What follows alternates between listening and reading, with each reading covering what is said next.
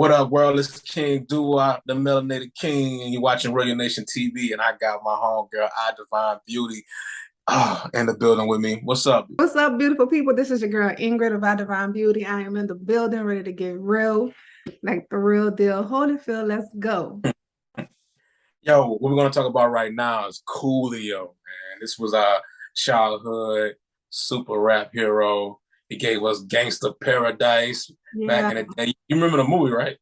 yeah, that was actually like one of my favorite movies coming up. Being a poet, the movie was about writers. It was teaching the kids how to write, giving them an outlet to express themselves, and that's essentially what hip hop is. Hip hop is about poets putting literature to beats. You feel me? Exactly, That exactly. the movie In was our about, it was culture, about them talking about the hood and everything that they went through right, and put right. tracks. And so them having Coolio on there with Gangsta's Paradise, that is like one of the greatest hip hop songs ever written and laid down, like for real, for real. Right. We came out, it was a phenomenon. The movie was it just took Coolio to a whole new level. The hook, the beat, the storyline, it all matched the movie, and it was a really good movie. Do you remember what the movie was about? Michelle Pfeiffer, she played in she was Tony Montana's girlfriend. And what's the gangster movie? Man, that was her. Oh Yeah, my Michelle God, Pfeiffer. Michelle Pfeiffer. that's crazy. Yeah. So Nah, now that you say that, that's crazy to think about when you think about that, right? I didn't know that was the woman off. I didn't even remember that was the woman off of that was dancing to the yayo. You know what I'm saying? I didn't know that was her, but now it makes sense because she was a yeah, really big actress at that time, right? yeah, and she's just beautiful. She's gorgeous. She came off as very relatable. She didn't act too hard. I mean, she really did a great job with that role because you're talking about minorities. You got this white woman. It's easy to come off as this white savior kind of Mhm. character, but she really came off as like really relatable and connecting with, the storyline. So I think she Yeah, did a really great job in that role. yeah, she connected very well with the minorities, with the inner city kids. It Yeah. was a very good movie. Let's talk about Right. Coolio. Oh, I want to hear about you crying, girl. I know you cry all the time. You cry when you I'm get a gangster. I'm a whole a gangster out oh, here. you gangster. That's for sure. I give you that. That movie, I cried in it. That movie was dope. Let's talk about Coolio's he had some hit records. Let's name some of them. We talked about Gangsta's Paradise. So We also talk about like I'm a big, like I know huh? he had some hits like I'm Slides, about Slip and well, Slide. hold on. I'm about to name them Fantastic right Boy. now. I'm gonna name them right now. You guys see you when you get there. That Yeah. was a man. I remember that when that record came out, it was big for me. I'll see you when you get there. The whole chorus he even had I think a orchestra or he had that was dope. Then you had like the song you were speaking of, Fantastic Voyage. That was a big hit, He made songs especially for the West. that were he made classics that you love to sing to. You feel me? Like even though those He songs have made different great vibes, commercial record. they were different vibes. Like each one of those songs are very different. The three songs that we just named, but each and every one of them, like the way that it was written and the way that it was delivered, like you really remember the lyrics. You want to sing along. You feel it. I just think that that's a unique talent. Everybody don't make songs that you remember every word. You really want to sing along. It's like a storyline to our childhood, pretty much, right? It's like a soundtrack to Yeah. our childhood. Did you hear the song I was playing? Which one? You didn't hear No. Oh, that's the fantastic voice. it? Yeah, man. R.I.P. Man, Coolio, man. R.I.P. Coolio. So, anyway, what do we have? How did Coolio pass away? Pass away? Do we know exactly how he passed? I know I heard about, well, I read about cardiac arrest, but did you hear anything else about that? I did, and when I read about it, I noticed that they said they didn't have a cause of death. But what I did notice when I was looking on social media about his death, that there was one Mm. person who posted that there was so many. I think it was like 10 rappers who died since 2020. and all of them were under the age of 60. I don't think one of them had made it to 60 years old, right? So this Well, is you know, that's I mean, lifestyle. A lot of those guys were on drugs, very alcohol and substance abuse. But the cause of his death right now, according to TMZ, is cardiac arrest. So paramedics were called out to his house around 4 p.m. after Coolio collapsed inside his bathroom, pretty much. He was pronounced dead at the scene from suspected cardiac arrest. was he alone? Did they have family around? Anybody was with him?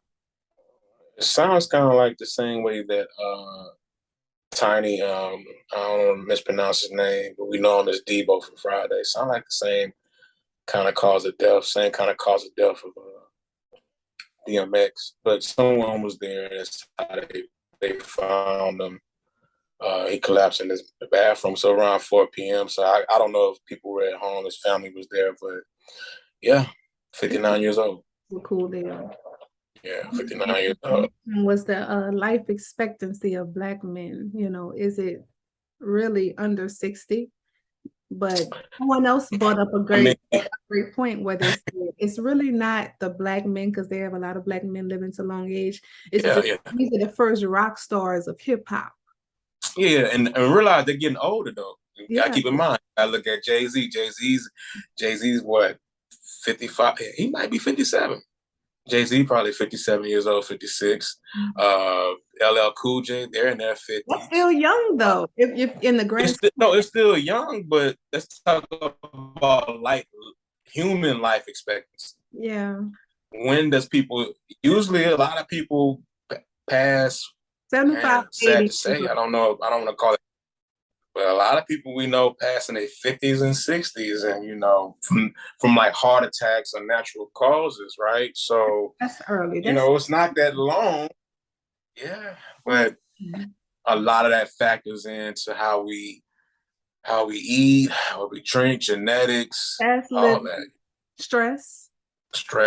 Oh, definitely stress. Now, I will say this about Coolio, what I noticed about him. I don't know if you knew this, but he was actually, I'm happy for him because he actually died doing something that he loved. He was still performing, getting anywhere from 15 to 30K a show. He was doing a lot of shows overseas in Europe, London.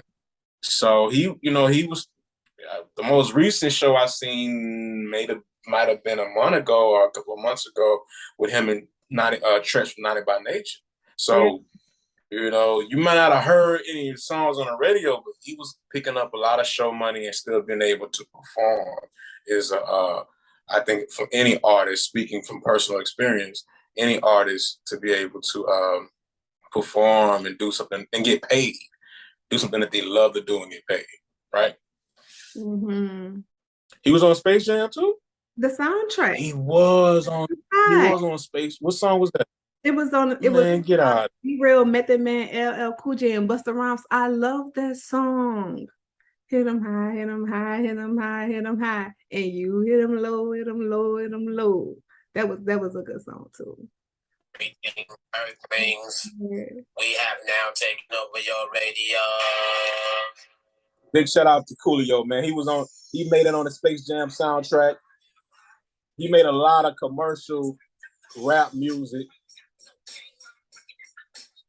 Man, big shout out to the big homie, man.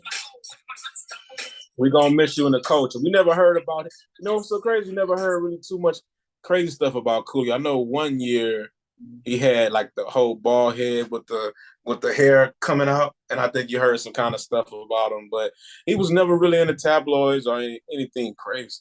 He was an icon. He was just a cool icon. One of the things I was thinking about when I was looking at just that song Gangsta's Paradise, and just because I know the whole song front to back.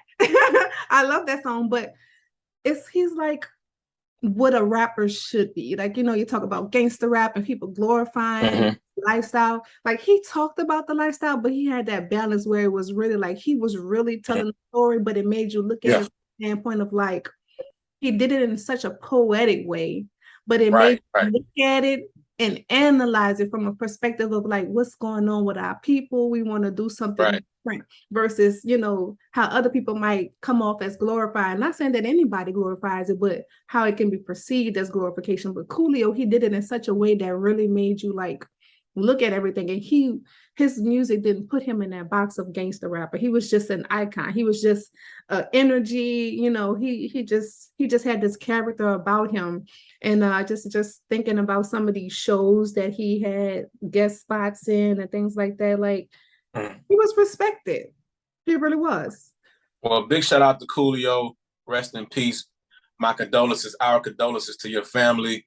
May you live on, King. May your music continue to glorify what you were doing here on your time here on this earth. I'm King Duo, the Melanated King, is Working Nation TV, and I got my girl. Our divine beauty, Ingrid, this your girl in the building. Until next time, we out.